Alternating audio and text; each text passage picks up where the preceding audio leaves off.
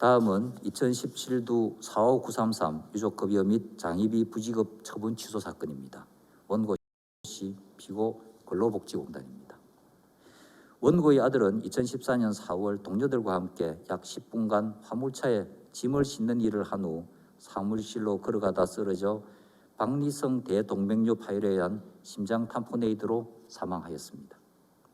원고는 아들의 사망이 과로와 스트레스로 인한 업무상의 재해에 해당한다고 주장하면서 피고에게 산재보험법에 따른 유족급여 및 장의비 지급을 청구하였습니다. 피고는 망인의 사망과 업무 사이의 상당 인과관계를 인정하기 어렵다는 이유로 부지급 처분을 하였습니다. 원심도 망인의 업무와 사망 사이에 상당 인과관계를 인정할 수 없다는 이유로 원고의 청구를 기각하였습니다. 이에 대하여 원고가 상고하였습니다. 산재보험법은 2007년 전부 개정되면서 이 사건 조항인 제37호 제1항이 신설되었는데 본문은 업무상 재해를 업무상 사고와 질병으로 구분하면서 세부 인정 기준을 정하고 단서는 다만 업무와 재해 사이에 상당 인과관계가 없는 경우에는 그러하지 아니하다라고 규정하고 있습니다. 상고심의 주요 쟁점은 이 사건 조항에 의해 근로자의 업무와 재해 사이의 상당 인과관계에 관한 증명 책임이 피고에게 전환되었는지입니다. 결론적으로 이 사건 조항은 그 증명 책임을 피고에게 전환하는 규정으로 볼 수 없으므로 근로자에게 상당 인과관계에 대한 증명 책임을 지우는 현재의 판례는 그대로 유지되어야 한다는 것이 대법원의 다수 의견입니다. 그 이유는 다음과 같습니다.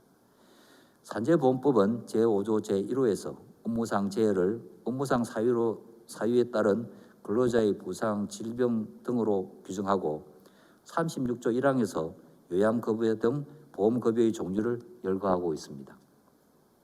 산재보험법 등이 규정한 각종 보험급여는 모두 근로자가 업무상 사유로 부상 또는 사망한 경우에 해당 보험급여를 지급하도록 하고 있습니다. 이는 업무와 재해 사이의 인과관계 존재를 보험급여의 지급 요건으로 하고 있는 것입니다. 이 사건 조항은 전체로서 업무상의 재해로 인정될 수 있는 사고와 질병을 유형별로 세분화하여 그 인정 기준을 정한 것으로 볼 수 있습니다. 이 사건 조항 단서는 본문 각호의 각목에서 정한 업무상 재해의 인정 요건의 하나인 인과관계가 법적, 규범적 관점의 상당 인과관계를 의미한다는 점을 확인 설명하는 취지일 뿐 업무와 재해 사이의 상당 인과관계에 관한 증명 책임을 피고에게 전환하는 규정으로 해석할 수는 없습니다. 이는 2007년 개정 당시의 입법 취지나 입법 경위에 비추어 보더라도 명확합니다.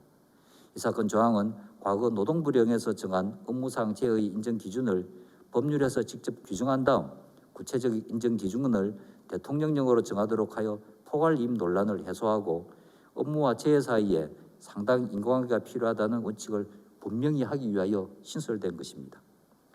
2007년 개정 당시의 입법 자료 등을 바탕으로 입법 경위를 살펴보더라도 증명 책임을 전환함으로써 산재보험 제도 운영에 근본적인 변화를 의도하였다고 볼 만한 사정을 찾기는 어렵습니다.